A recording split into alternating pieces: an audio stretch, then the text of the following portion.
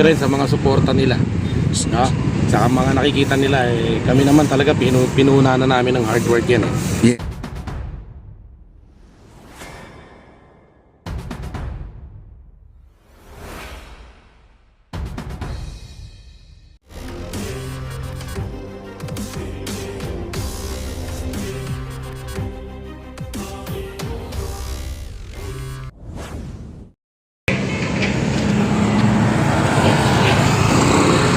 Alright guys, dito na po tayo, no, sa Maestranza, na walang kakupas-kupas ang Maestranza natin. Napakaganda.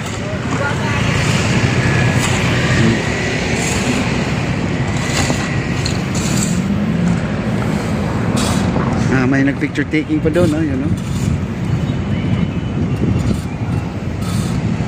At ito yung drainage guys na dinagdag na Foreman nga Kanoy. Ayan na sa baba. Ayan, nagdagdag sila kasi nung umulan na malakas dito ay talagang naglawa siya. Ngayon maayos na.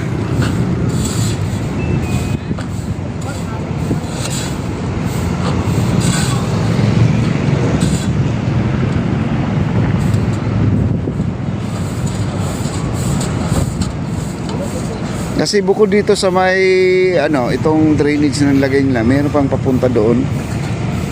Ayan na, meron pa silang isang butas dyan. Ayan, papunta doon sa exit na yan. Ayan.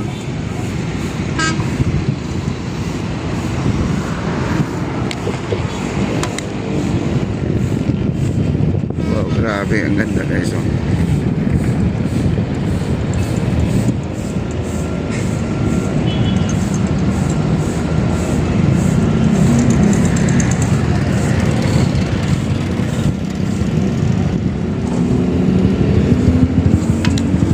Maayos na po, malinis na.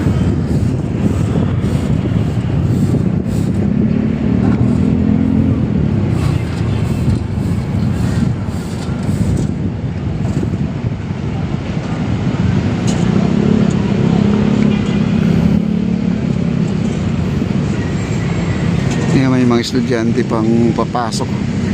Yan. Ano lang to guys, ito lang nilagay nila dito na na grass fever. Ay iniingatan po nila guys, kasi pag ito ay naapak-apakan ulit ng mga estudyante ay talagang di natutubo yan, no? Kasi kakalagay lang po yan.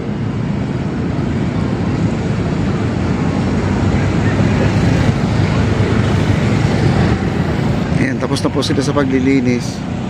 Ayan po ang ating Mexico Plaza at ang ating Maestranza. Ayun, napakaganda na po.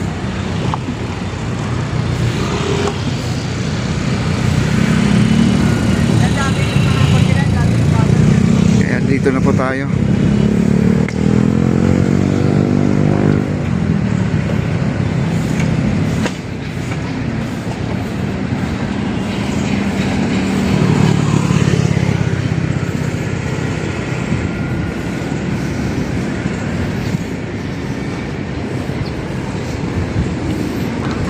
Ayan guys, diretso na ang ating Bumanay. Ang sabi nga nila, lagyan doon na ng mga halaman, mga upuan, CR. Ayan po ang request po ng ating mga viewers, kasi baka may mga senior citizen daw na mapapagod at na medyo hindi na kaya ng maglakad, uupo.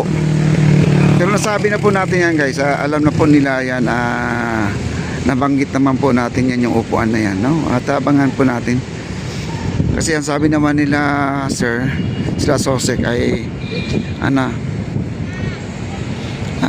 abangan na lang po.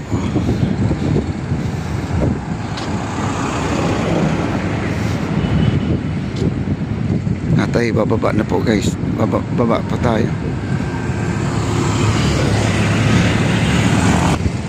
Ayan, baba pa tayo para ang init na, no? Kasi walang kahangin-hangin. Kanina may hangin, medyo nililipad yung init.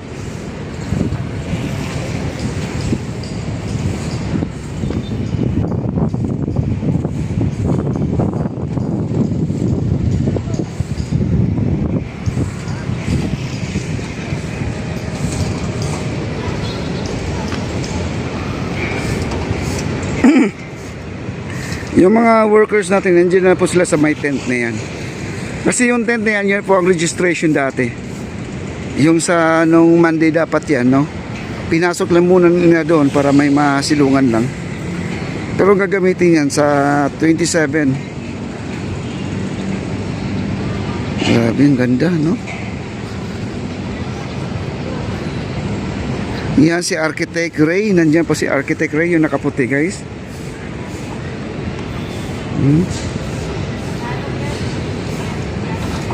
Architect Ray yan.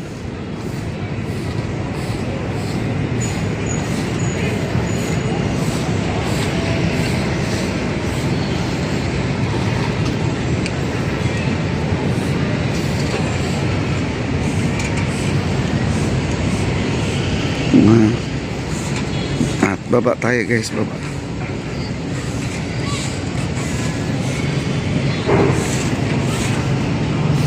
Wow. Ito lang malinis, no? Yung dinadaan. Architect Ray, maghay po kayo dito, maghay ka. Tapos na rin, no? Natapos na rin. Sa wakas. Sir, ang bilis nyo. Anong sikreto? Konti pang rectification. Pero konting-konti na. Architect Ray, anong sikreto? Ba't ang bilis nyo? Wala, kailangan focus lang. Tsaka talagang dedication sa trabaho. No, kita mo naman eh. Kahit araw-araw tayo nagbibideo, kita naman ang tao. Oo. No? May mga challenges pero na-overcome naman. Pero anong mensahe nyo po, sir, na sa mga viewers natin at kayo po ay nabilib po sila sa inyo, sa mga trabahador ninyo? Ano po masasabi nyo? Well, una sa lahat, thank you kay Papa Day na pagsubaybay rito sa mga development na per day basis. Tapos thank you rin sa mga suporta nila. No? Sa mga nakikita nila, kami naman talaga pinuna na namin ng hard work yan. Yes, Kasi tama po. hindi naman birong project yan. Yes po, For totoo. BBM.